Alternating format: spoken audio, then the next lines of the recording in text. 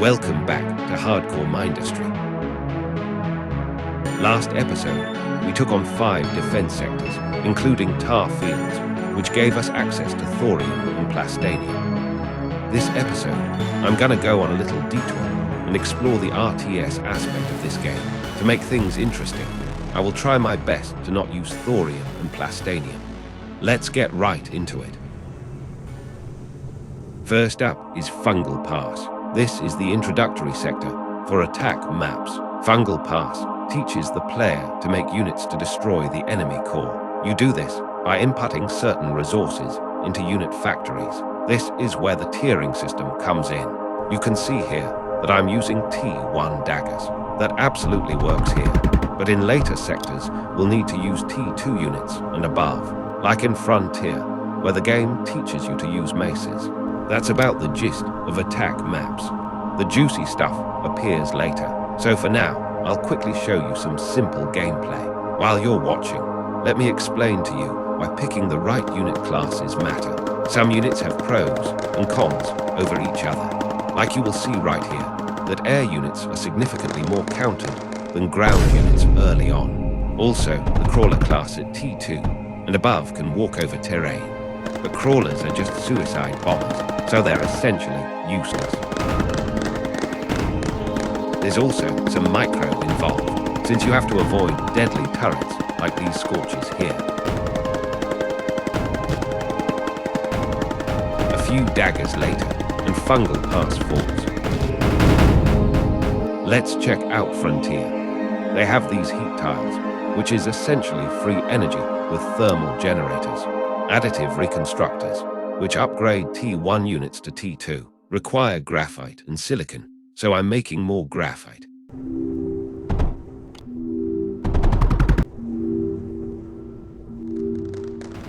It's time to do a test run.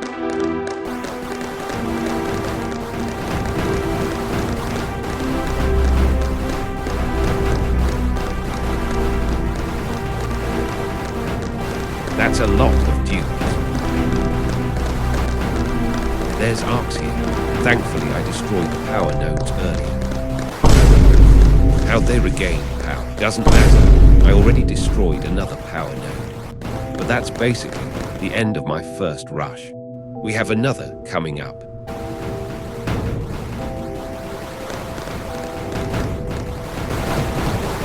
There's still more. We're through. But there's still more turrets. And there's Hades. I'm gonna need more units, but how? There's currently a unit cap of 16, and we already had 8 there. There's actually a neat trick. The unit cap for units actually isn't applied globally. Instead, they're applied to each unit separately. This means that you can have 32 units in total if you make 16 of 2 types of units. You can see here that even with the max amount of maces, it still isn't quite enough to reach the core. But with the 32 units that I mentioned before, we easily get to the core and finish off Frontier.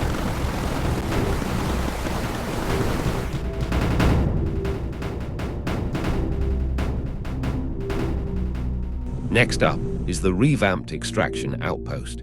This sector unlocks the revamped launch pads that come with landing pads. They're the biggest change in the V8 beta, aside from the difficulty settings. I also want to note the true challenge of the fog of war. You don't know how you're going to approach an attack map at first, since you can't even see the enemy base. You just have to go exploring and plan on the fly. This is also why I haven't been showing the map layouts of the attack map, to enhance the experience, if you will.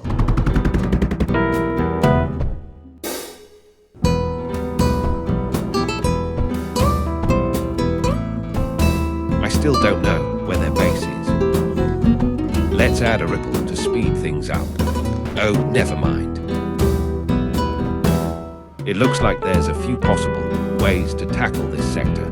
I think I know what to go for. I will go for pulsars, which have good piercing damage in big numbers.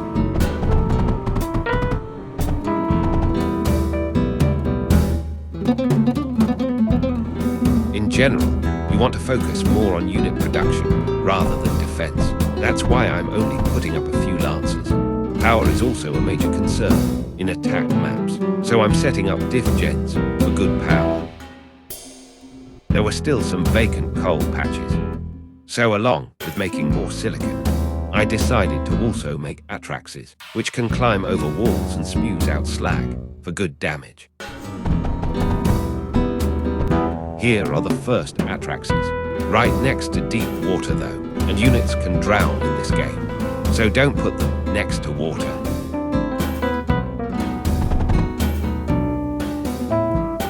It's time to attack. Look at them go.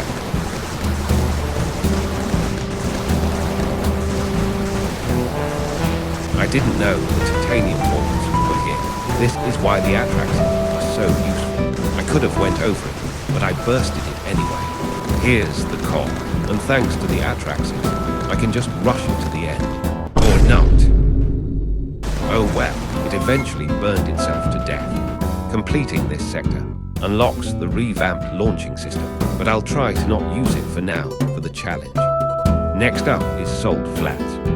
I used to really hate this sector, since there's no easy way to cheese it. There's also the fact that there are no water tiles here, so Sporegen isn't viable for easy power. These two water extractors are the only source of water for this sector, and we only unlock water extractors after we beat this sector. So I had to painstakingly set up a diff gen just to have adequate power.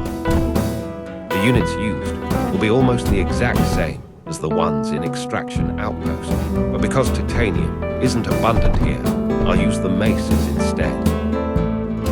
I also have a graphite unloader from the core here to boost unit production.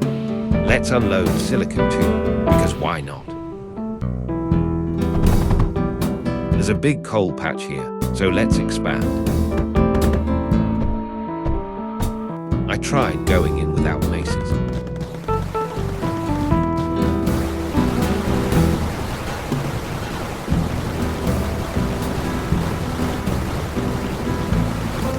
And yeah, it didn't go too well. There's simply too many turrets. And that's where I decided to make maces with the big coal patch.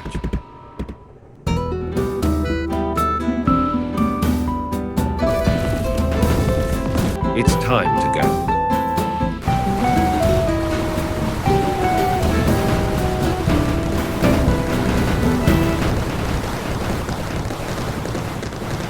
Where's the core?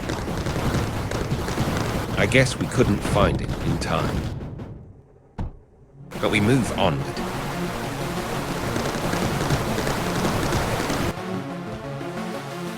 There's lancers around the core. I'm getting destroyed by these. This isn't gonna work. I need to destroy the power nodes. And while I was working,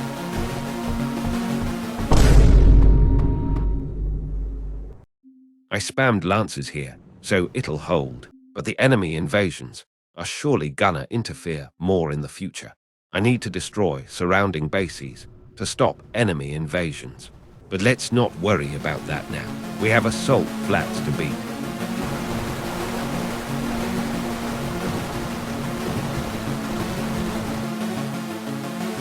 I found the power source, but it's heavily guarded.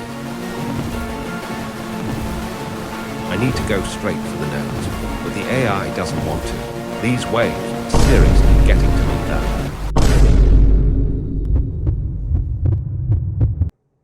Narrowly avoided death.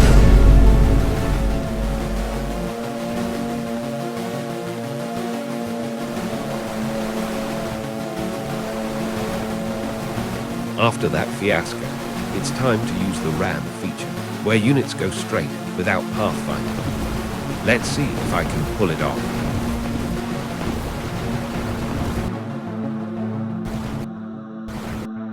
It wasn't quite enough, so I had to try again.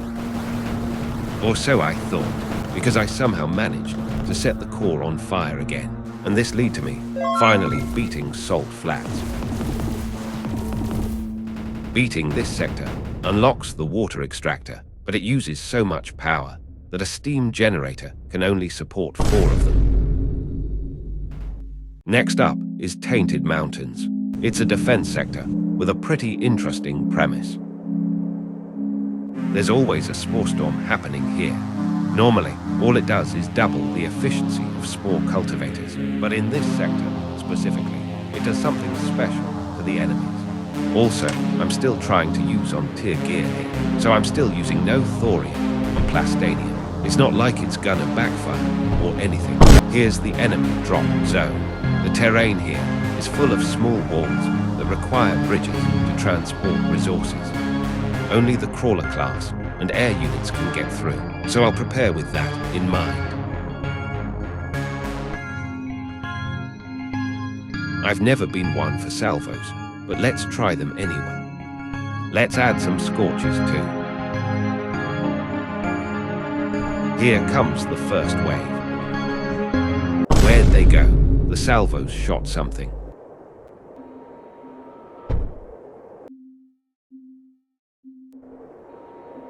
Surely they didn't go another way.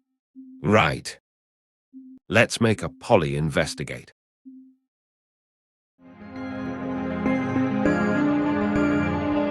Wait, what? Those pesky crawlers. Well, aside from sneaking from the back, every enemy is carrying spores. What that means is, they set fire on death, so if a flare ever got past the defenses, he'd be charged with arson. Let's cover up the path that the crawlers took. Those salvos are not bad at all for the potential fire.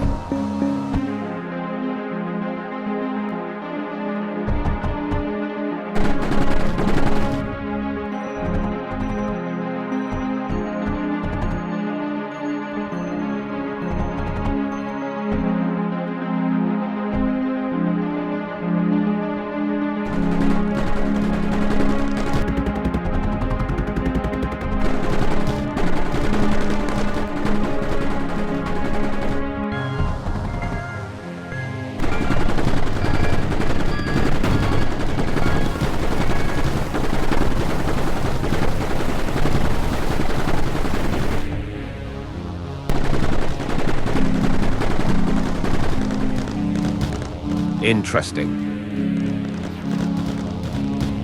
With that, the defense is essentially complete.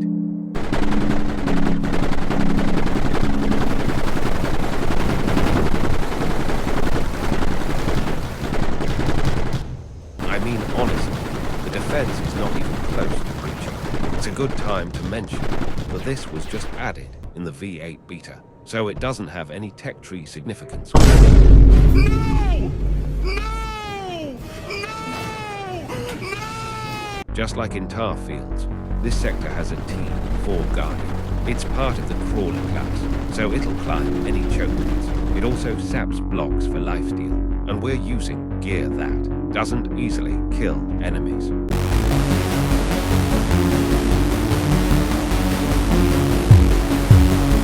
But maybe it can happen.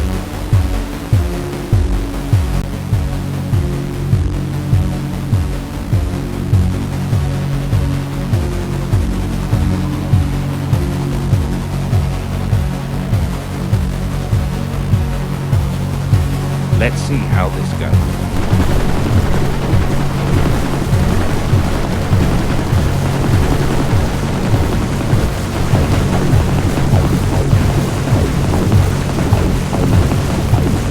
It wasn't even close, but maybe the backup lancers will do it.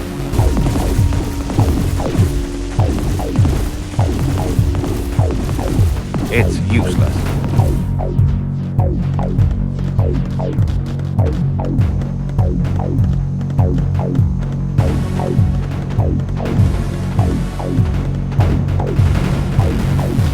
I guess I will finally step up and use plastanium. Let me just rebuild this. Destroy all of that.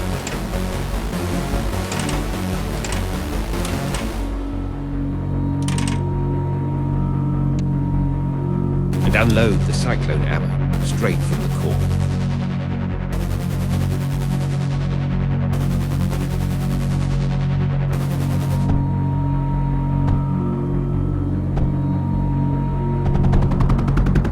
Make a little cryo fluid, and the entire defense is done.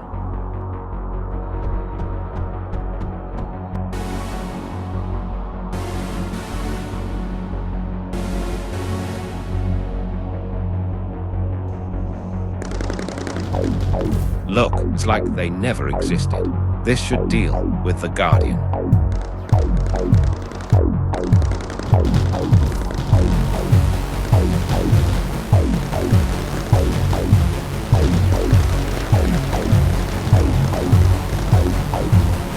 Here's the way before the Guardian. Wait, where's this guy going? Does it mean that? Meh, I'm sure it'll be fun.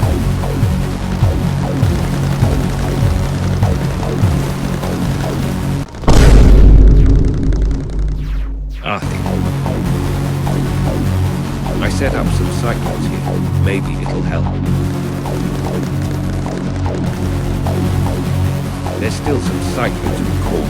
I hope it's enough.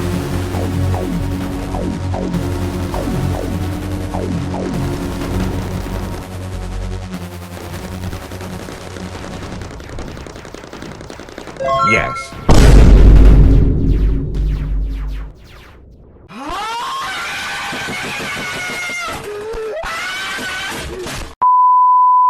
So I time traveled to when I was setting up defenses, and also set up a bunch of cyclones on the other path.